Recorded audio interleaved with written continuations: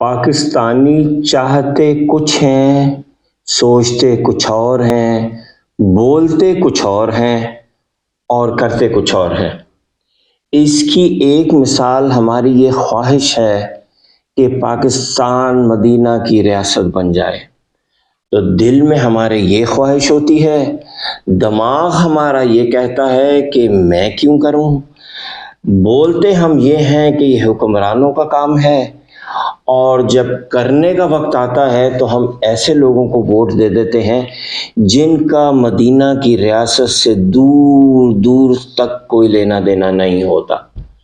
تو ہم نے سوچا کہ کیوں نہ چیٹ جی پی ٹی سے پوچھ لیں کہ اگر اللہ کے نبی ہوں اور پاکستان میں مدینہ کی ریاست بنانے کے لیے ایک ٹیم چاہیے ہو تو وہ کس قسم کے لوگوں کو اس ٹیم میں شامل کریں گے، آئیے آپ کو بھی بتاتے ہیں۔ نمبر 1، strong faith and commitment to Islamic principles, عقیدہ ٹھیک ہو، اسلامی اصولوں سے وابستگی ہو۔ نمبر 2، آنیسٹی، ایمانداری۔ نمبر 3، وزڈم اینڈ نالج، علم و حکمت۔ نمبر 4، ڈیڈیکیشن ٹو جسٹس۔ نمبر 5، ہیومینٹی یعنی انکساری۔ نمبر 6، پیشنس۔ نمبر 7، افیکٹو کمیونیکیشن۔